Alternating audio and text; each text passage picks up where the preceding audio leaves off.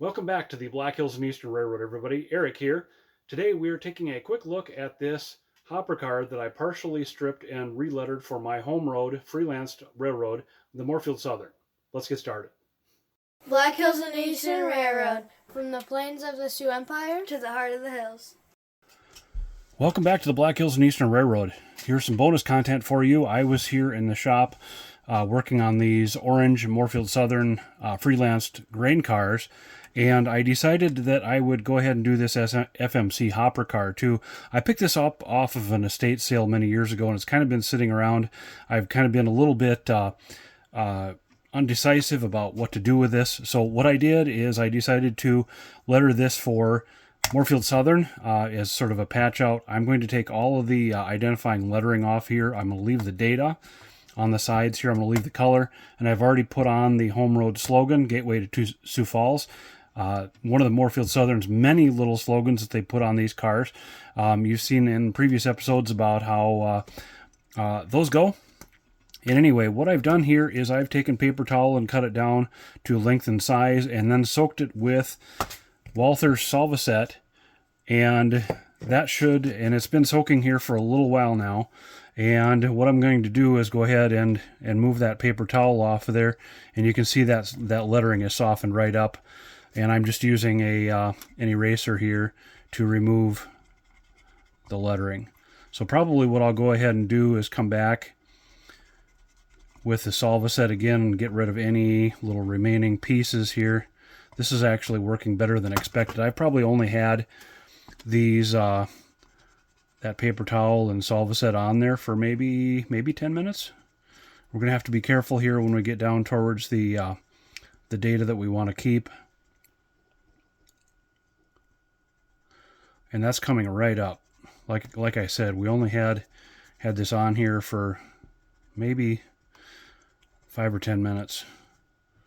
Solvaset is way stronger than Microscale and Microset, so you want to be careful with using it on any of your projects, but it certainly does look good, does work good for lettering removal.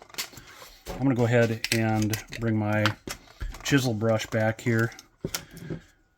This is Microscale at full strength, and you can see it's obliterating that lettering.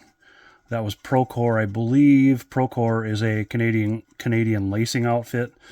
Nothing against the Canadians. I just don't have any more use for any sort of plain-ish hopper cars, and this one was I guess sort of a willing victim here. So I'll letter these with just block Microscale lettering.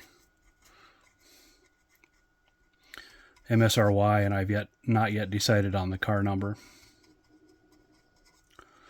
So it's pretty well gone. Look at that. All I'm left with is the data on the car, the critical details about the car itself, and we'll re-letter Morefield Southern here. Now I've just got some plain distilled water here on my paper towel, and I'm cleaning the fragments off of the car here and identifying any parts that may need to be cleaned up yet a little bit more, which it looks like down there in the corner I may need to give that some special attention.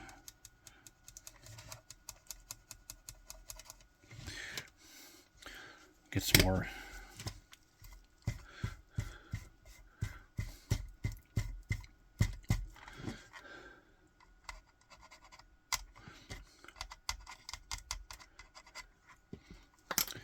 maybe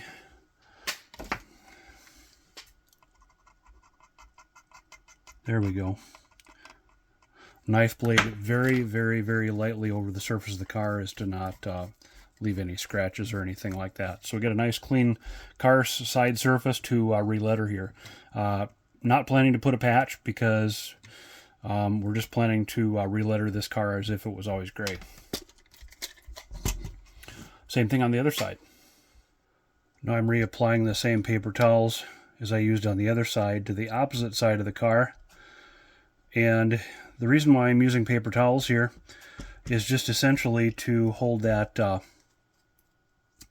Microscale in place. Excuse me, Solvaset. Make sure we get all that to there, because I don't want to have a case where we got part of the lettering that we don't want left.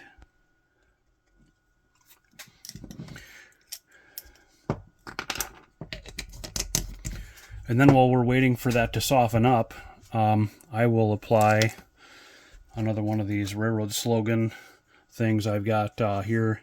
South Dakota State Railroad Museum. You saw me apply these on the Morefield Southern cars, the orange ones. I'm going to continue doing that here and just test fitting this. I've been doing on the last 4 ribs on the right side of the car as you face the broad side of the car. That looks like that works just perfect. I'm okay with that little orange border around there.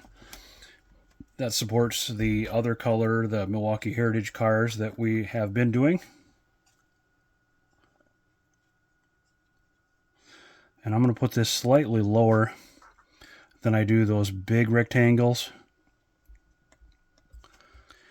There is precedent for this logo being placed on rail cars. The late Rick Mills, the curator of the museum, curator and director, worked with RCP&E, a GW operation here in the state of South Dakota, to apply some of these logos to some real rail cars. It's pretty small on those real rail cars, certainly not as big as this, but since this is a freelance railroad, we can do what we want. And you see these around out there rail fanning, let us know in the comments below. Thanks.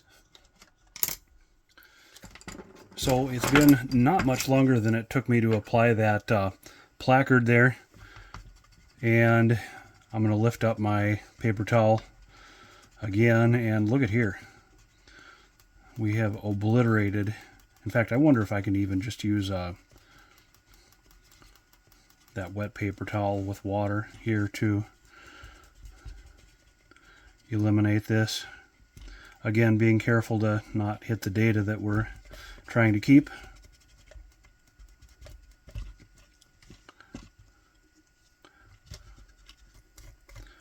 Looks like I maybe could have waited a little bit longer.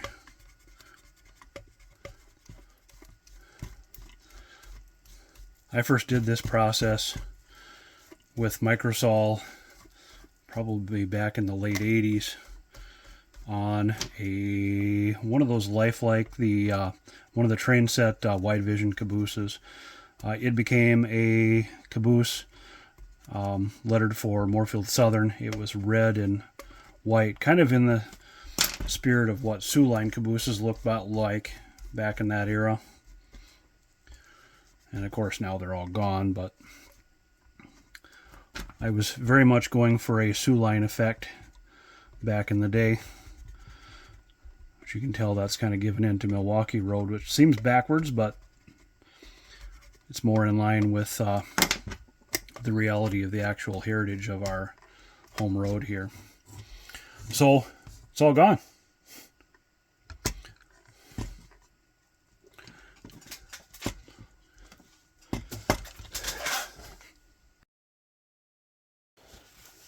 So I've dried off the side of the car here with a dry paper towel, and we're ready to apply the reporting marks back to the car. And as you can see, the ends don't have reporting marks. I don't know what MDC was doing back in the day. This is a car from the MDC Roundhouse era. The sides are well lettered.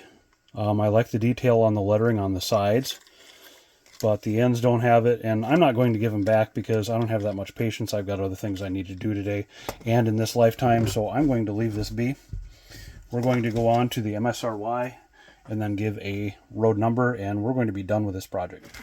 So I have another paper towel here and some distilled water on my trusty SDSU ice cream bucket top. Keep it all low profile and keep it from spilling. And then I have my decals here all set up. I have MSRY cut out and the reporting number. I'll flip these over for you so you can see what I've got going on here. Car number 611. MSRY 611.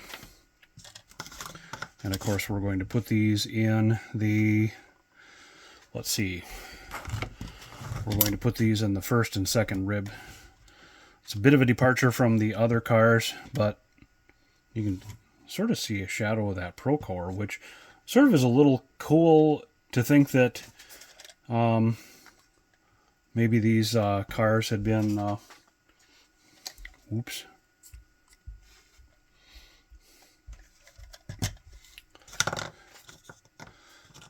These Roundhouse FMC cars are pretty easy to line up the lettering on because you got that vertical sort of inset rib across the side of the car. So you have that to line your lettering up with. That S will not move, so I'm going to let that set there for just a little bit.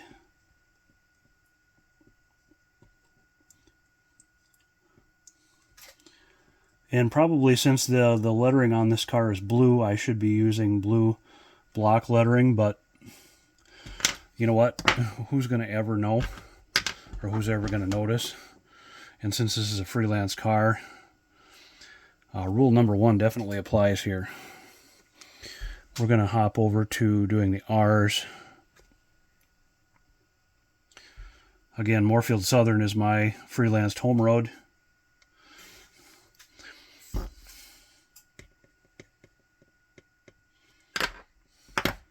Up until the very early 1940s, there was a branch from the Milwaukee Road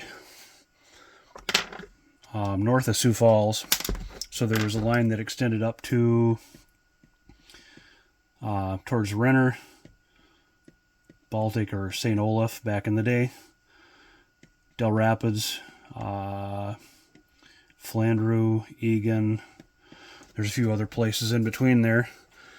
And then this road, this branch of the Milwaukee split off from that like a half mile or a mile north of Renner and ran through Morefield and angled up towards Colton, South Dakota, and basically paralleled the Great Northern from Colton up through Chester, places like that, and then split off. So if you've got too much water on the model, you can take a paper towel and the capillary effect, touch it to the model, and it'll suck that water right off the surface of the model. And of course, you may have to realign your decals after you do that, but I'm going to grab my Solvaset and Microscale in the handy dandy Andy and Mike meat hands proof decal solution holder. Why, you ask? A why? Not an X, because this is an actual common carrier. The Railcar is owned by a railroad and not a private owner. Then we'll get on to our numbers.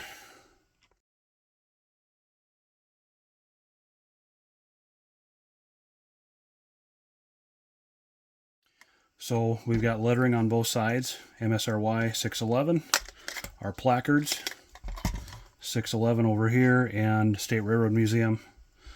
And we will apply, we'll let this dry just a little tiny bit, and then we'll apply some Microscale. One thing about Microscale is that it's pretty strong, and you want to make sure your decals are pretty close to where you want them to be before you apply this. Maybe you can move them a little bit after that, but these things are going to, this is going to soften the decal quite a bit. So it's not going to be very handleable after you apply this stuff for very long. So use caution, but have fun. This was a quick and fun project that I could do that not only brought another railcar to my Morefield Southern Freelanced Railroads roster, but it cleared off some more space on my bench. I hope you enjoyed the content here. If you did, smash that like button, subscribe for more, and hopefully we'll see you guys in the next one.